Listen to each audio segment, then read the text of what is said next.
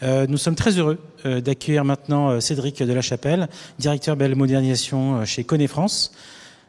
Bonjour. Bonjour Vincent. Voilà, donc un acteur, la modernisation, là aussi, du territoire. Sur l'enjeu du bâtiment connecté, on en a beaucoup parlé au Web Institute l'année dernière, et on continue. Les nouveaux modes de vie, on l'a vu avec le Covid, on va tous, a priori, sur une longue période, vivre de manière différente. Comment accompagner ces nouveaux usages? C'est tout l'enjeu. Cédric, the floor is yours. Merci. Bonjour à tous. Oui, donc Cédric de la Chapelle, je suis directeur de la modernisation chez Kone France. Donc modernisation, c'est les bâtiments existants, mais je vais aussi vous parler des bâtiments neufs, parce que pour nous, chez Kone, un bâtiment connecté, c'est aussi bien des bâtiments neufs que de l'haussmannien connecté. Alors, on parlait de nouveaux modes de vie. Alors, quelles sont-elles? J'y vois, moi, trois tendances importantes. Je dirais la première, pour moi, c'est qu'aujourd'hui, on veut de plus en plus d'immédiateté, on veut de l'information tout de suite et si possible disponible sur son smartphone. Ça, c'est la première tendance de fond. La deuxième, pour moi, très claire aussi, on ne demande plus à un fournisseur d'être réactif, on veut des fournisseurs qui soient proactifs, qui puissent anticiper les besoins et je dirais même anticiper les pannes futures. Et la troisième tendance de fond, pour moi, c'est, on l'a vu avec la Covid-19, on a besoin de solutions qui soient évolutives. On a un environnement qui est très changeant. Et donc, toutes les nouvelles solutions, pour nous, doivent être un peu, je dirais, future-proof. Voilà. Donc, c'est ces trois tendances de fond. Donc, la question, c'est de savoir, est-ce que les solutions Internet des objets connectés, intelligence artificielle qui permettent de connecter des bâtiments, est-ce qu'elles répondent ou non à ces nouveaux modes de vie? Alors, la réponse, elle est oui, et je vais essayer de vous convaincre. Donc, on s'est posé cette question en fait en 2016 chez Kone.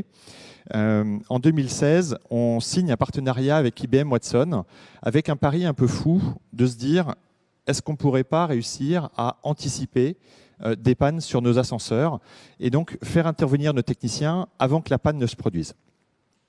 Donc ça peut paraître incroyable, mais on se lance là-dedans en 2016 et dès 2018, après 2 ans de mise au point, on arrive à définir une solution qui consiste en fait à mettre un boîtier sur le toit des cabines d'ascenseur, peu importe la marque d'ailleurs.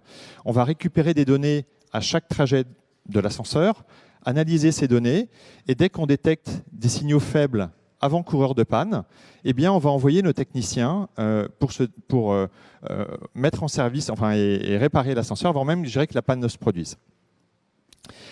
Donc, on a commercialisé cette solution dès 2018 et on a rencontré assez vite un vrai succès commercial puisqu'aujourd'hui, à ce jour, on a plus de 10 000 ascenseurs qui sont connectés et c'est aussi un succès technologique puisqu'un ascenseur connecté, pour votre information, c'est 30 à 50% de panne en moins et aussi beaucoup de déplacements en moins, j'y reviendrai juste après.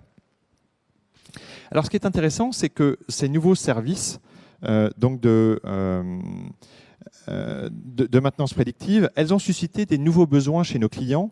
Si on pense par exemple à des syndics, si on pense à des bailleurs sociaux, ils nous disent mais si l'ascenseur est connecté, est-ce que je ne peux pas moi aussi envoyer de l'information cette notion d'immédiateté, est-ce que je ne peux pas la gérer aussi avec vous?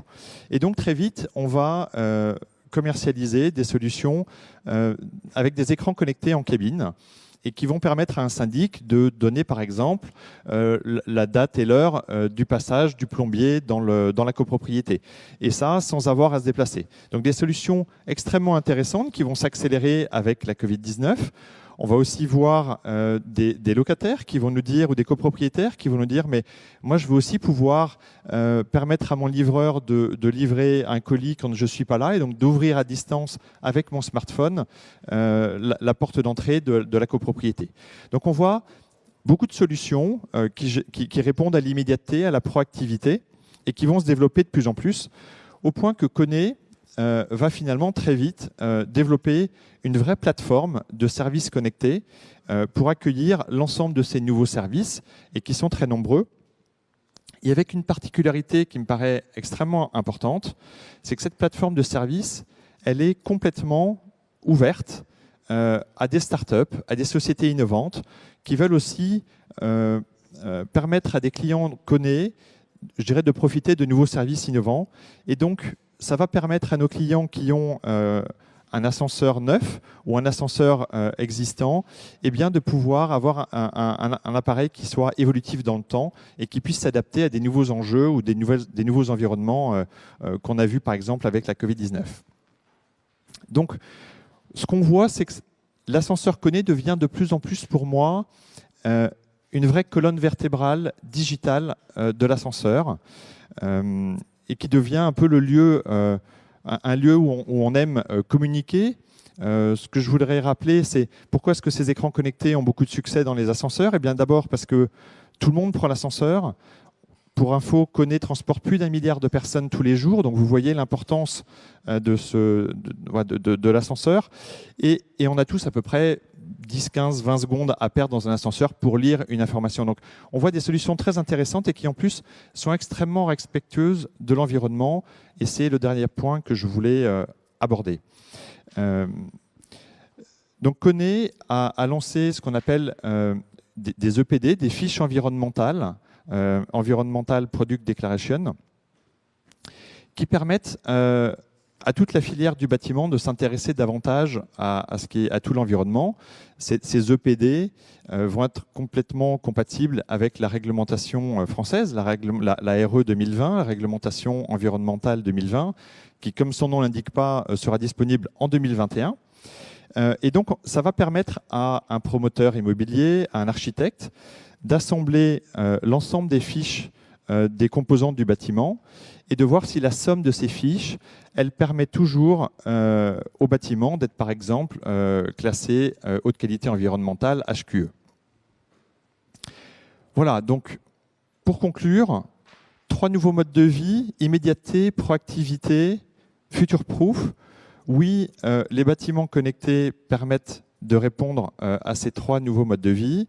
Comme en plus ils sont extrêmement respectueux de l'environnement et qu'on comprend bien que quand on a de la maintenance prédictive, je n'ai plus besoin d'envoyer mon technicien pour faire un diagnostic, puis retourner au dépôt, puis retourner avec la bonne pièce et faire l'intervention. Donc on a beaucoup d'émissions de CO2 en moins.